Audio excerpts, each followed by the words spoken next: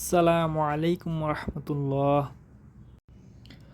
Saudi আরবের একটি শহর থেকে একবার এক কালো জাদুকরের বাসায় রেড দিল পুলিশ। বাইরে থেকে দেখলে মনে হবে এলাকার আর 10টা সাধারণ বাসার মতোই যেন এই বাসা, কিন্তু দরজা খোলার সাথে সাথেই বোঝা গেল এই বাসায় স্বাভাবিক বলে কিছু নেই। ভেতরে ঢুকতেই পুলিশের গা শিউরে উঠল, বমি আসলো ভয়ানক দুর্গন্ধে। পুরো বাসাটা যেন একটা আবর্জনাখানা, তান্ত্রিক টাইপের জিনিসপত্র দিয়ে বাসা ভর্তি।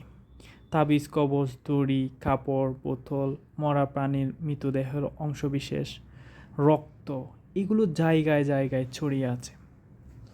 এই বাসায় কোনো সুস্থ মস্তিষ্কের মানুষ থাকতে পারে না।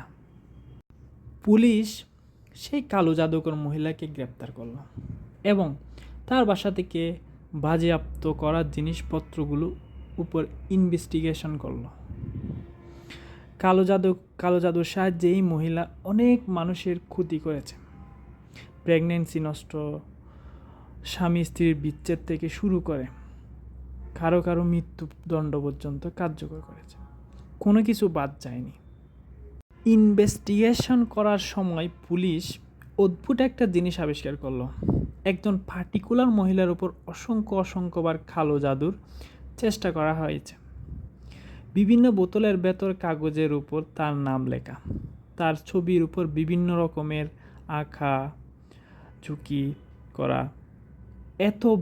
এতবার এই এক মহিলার নাম লেখার উপকরণ খুঁজে পেয়েছে যে বাধ্য হয়ে পুলিশ কালো জাদুঘরকে জিজ্ঞেস করে, কেন এতগুলো উপকরণে একজন মহিলার নাম লেখা?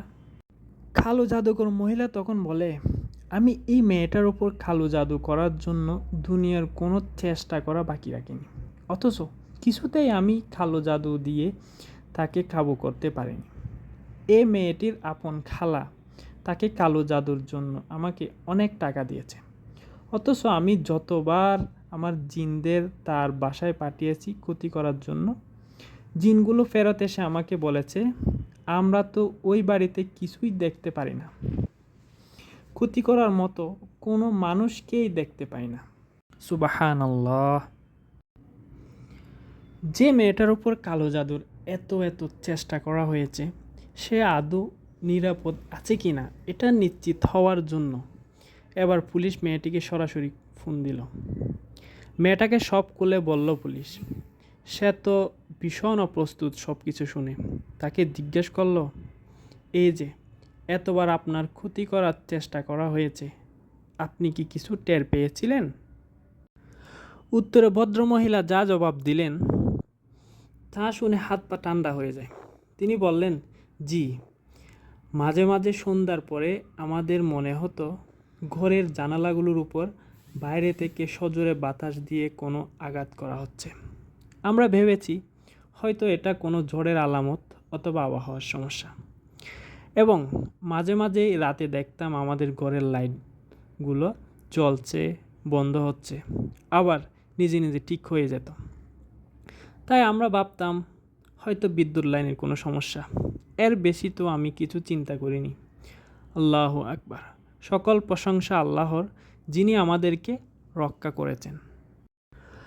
তখন পুলিশ অফিসার কৌতূহলী হয়ে তাকে জিজ্ঞেস করলেন, আচ্ছা বোন, আপনি যদি কিছু মনে না করেন আমাদের একটু বলবেন আপনি কি আমল করেন অথবা দোয়া করেন, যেটার বদলতে আল্লাহ রব্বুল আলমিন আপনাকে এত বড় ক্ষতি থেকে হেফাজত করেছেন।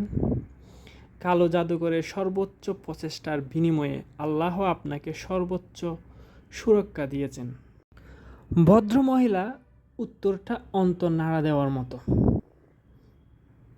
তিনি বললেন, সে কখনো সকাল সন্ধ্যার জিকির আজকারগুলো বাদ দেন না, অর্থাৎ সূরা ফাতিহা, সূরা ফালাক, সূরা নাস, আয়াতুল কুরসি থেকে শুরু করে মাসনুন দোয়ার সকল আমলগুলো করেন, সকাল একবার এবং সন্ধ্যা একবার। তার কখনোই এটা মিস যায় না। সেই সাথে তিনি সূরা বাকারা পাঠ করেন, কোরআনের সাথে পর্যাপ্ত সময় কাটান এবং আরও কিছু বিশুদ্ধ সুন্নতি দোয়ার লিস্ট তিনি পুলিশ অফিসারকে দেন, যেগুলোর উপর তিনি নিয়মিত আমল করতেন। আল্লাহু আকবার।